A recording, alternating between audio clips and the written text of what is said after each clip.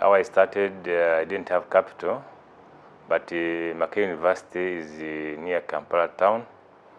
During my free time, I could go in Chikubo, a place called Chikubo, which is the business center, and I could meet some of my relatives and friends who are in business.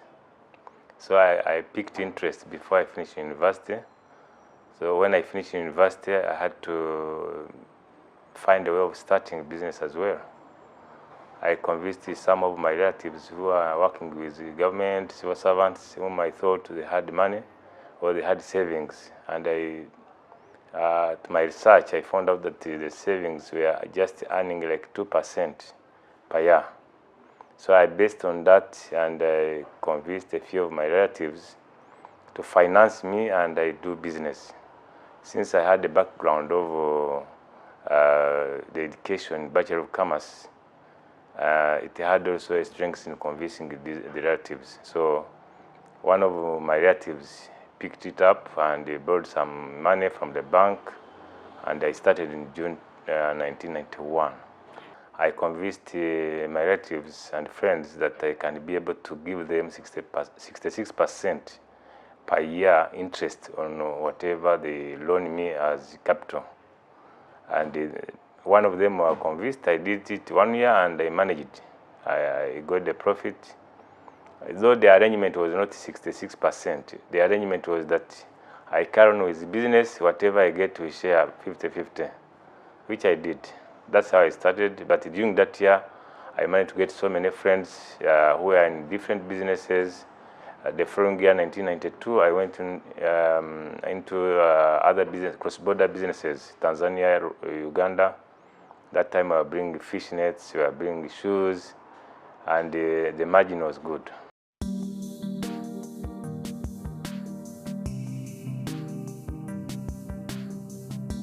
This time, regional cross-border businesses have reduced because, say, for example, if you go to Uganda, Uganda has grown in industrialization.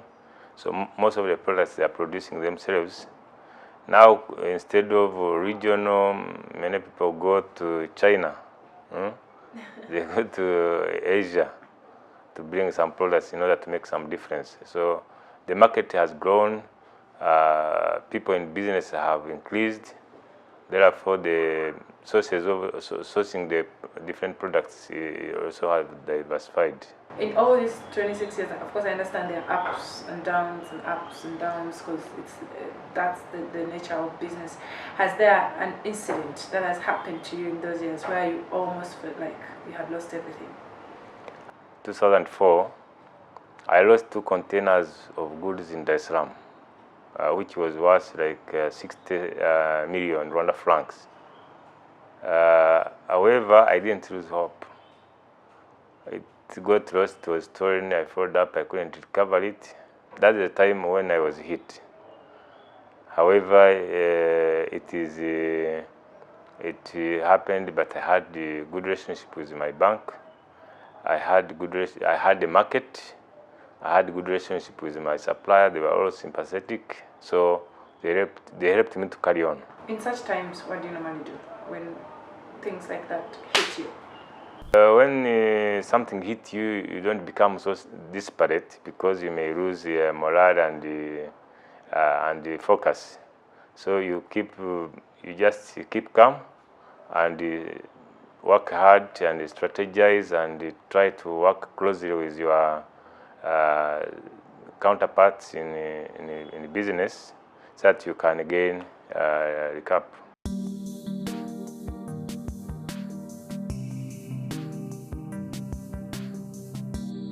What has helped is trust between customers and suppliers. When you have good trust with your suppliers, they'll support you. They can give you credit. They can give you different facilities to make sure your business moves along. Then, and that supplier to get trust in you is that you have to build a customer base whereby you can be able to sell as much as possible to please your supplier. Yes. Otherwise, there was no reason for him to assist you in marketing, promotion, and many other things, yes. I want to ask from you, having moved around, you've done partnerships, you've met different people from different African countries. In terms of trade, what do you think it should be a starting point as African countries start implementing the AfCFTA? Some people have come out to say we need an African passport. We need to let people move freely. Others are saying, when the trade is freely, maybe even the movement of people will be easier. For you, what do you think should be the starting point? Trade and the people move together. The people are doing trade. So movement of goods is facilitated by people who are doing trade.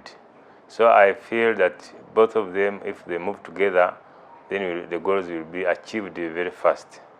But if you allow one and you leave the other one, there will be a slow in achievement of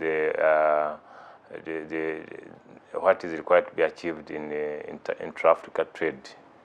Because you'll find that there is a lot of issues in acquiring visas, in acquiring this, in order to go to another country. Before you do trade, you need to do research. You need to move. You need to move even many times in order to be sure that where you're going to take your goods is a right market. So if you don't have the freedom of movement, then the business will not work. You may not access some markets because you are discouraged by the stringent in getting visas and so on.